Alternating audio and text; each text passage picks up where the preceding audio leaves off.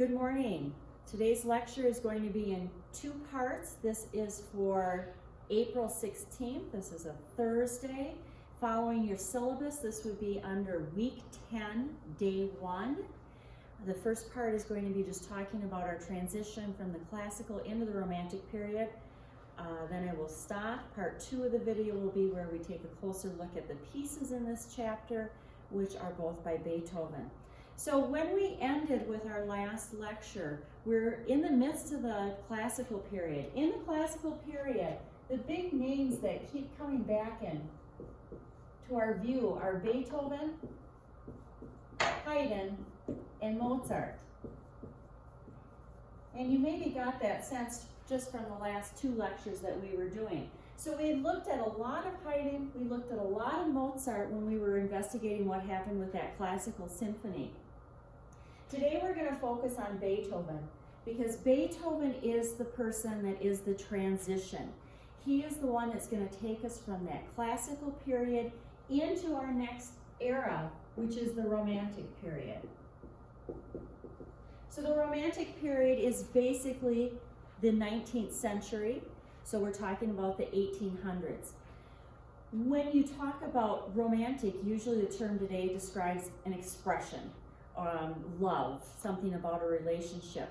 But in music, romantic is referring to this movement in music during the early 19th century, during these 1800s. It was a reaction to the classical emphasis on balance and symmetry.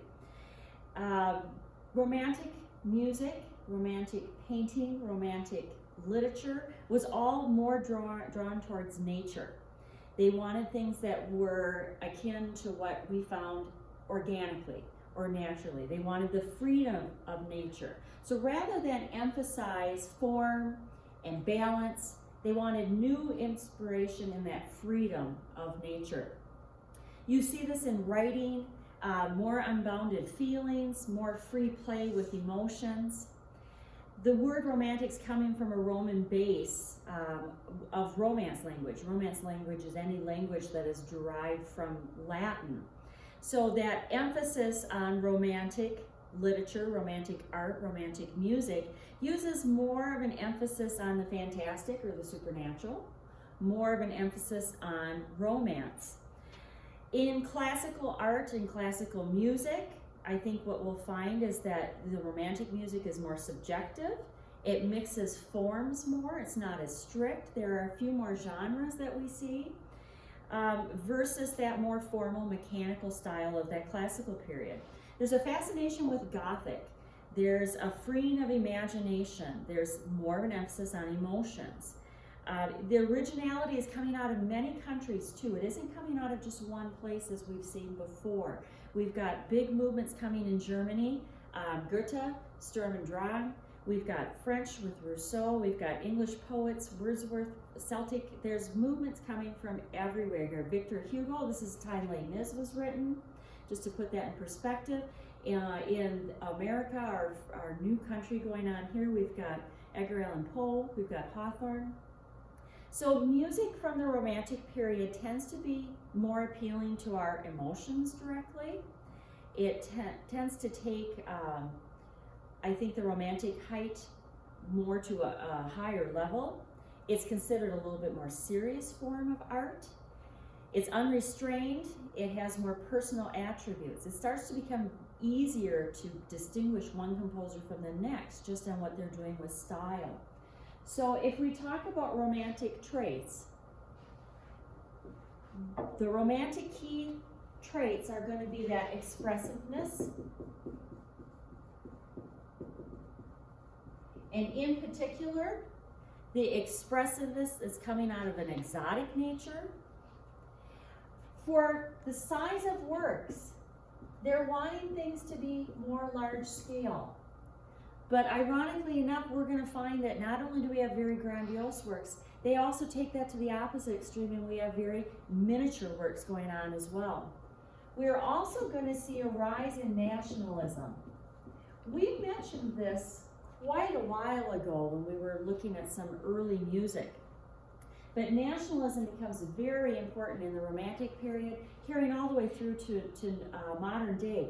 So composers wanting their music to sound like their heritage, preserving folk melodies, preserving dance meters. More drama in Romantic music, whether it's with dissonant chords, larger orchestras, pauses, dynamic range, and more harmonic expansion is going to come into that drama too. Bigger chords, not predictable, more chromatic. Remember, chromatic is when you're hearing half tones or one key on top of the other. As far as forms that are going to happen here in the Romantic era, we still have opera. We're going to see a mix between opera seria and opera buffa. They both are still going on. The symphony is going to continue to grow. We'll take a look at one of those today, and we're going to see a programmatic element being added to it. We start to see program music, and this can be in a large form or in a small form. Program music means that the piece is depicting a narrative or a story. So it's just like what we talked about with word painting or text painting when we were talking about vocal music, except for in a instrumental form. The new type of music that we're going to talk about today is lieder or art song. And these lieder can be put into song cycles. So there's a series of love songs, there's songs that are based on poetry. So there's a lot of composers that we're going to take a look at today. I will play little snippets. There's a lot of composers that we'll look at in the next lecture as well. My goal is just to get you started on listening, and then you'll have the chance to listen at your own pace. As far as the social status of composers that are going on now, they're less dependent on courts. They're being able to find jobs teaching, composing. There's a bigger middle class, so that is helping support concerts. It's helping support their teaching. Most cities have their own orchestra, so there's lots of jobs for conducting. And the economic challenges of piecing their work together is still a little bit like what we talked about with Mozart, but there's much more availability to it. So the first composer that we're going to talk about today, the only composer that we talk about here in chapter 15, is Beethoven. And again, as I said, it's because he is this transitional figure. A lot of people will say he's a child of the 18th century and a father of the 19th century. So he's taking us over that bridge from classical period to romantic period. His insistence on individuality, he wanted to put his own stamp on his music. He was a key, I think, to look at his works will help us understand the romantic music that's going to come. And he influences the next several generations of composers. What he does with his symphonic output is definitely going to be the new model of what we'll see in this romantic period. So he's the first composer to make a career out of just that, composing. Yes, he did do some concertizing and he did do some conducting, but he never worked for an aristocracy, he never worked for a church, he didn't work for a specific opera house. So this is the first composer that really made a good living from just conducting and composing. His career spans 3 stylistic periods, and that's important because that's when we see that transition into the romantic period, is with that 3rd period. So with his first period is his writing going till about 1802. He was very young. He was based in Vienna at that time. He's using a lot of these same ideas we talked about in the last class period with Rococo and Galant and what's coming out of the Enlightenment period. So early symphonies, early piano works, some vocal works happening there. His middle period is going from 1803 to 1814.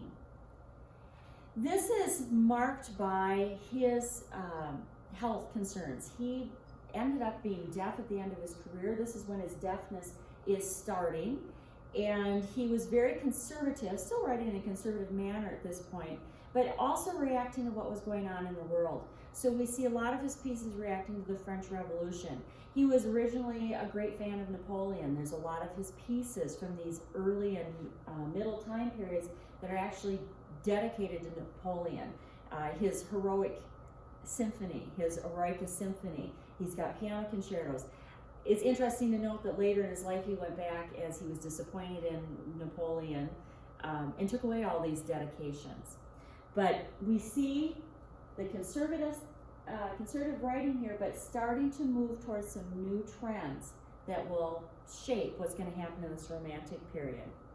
His last period, 1815 to 1827, this is when we start to get that transition to this new style into that Romantic era.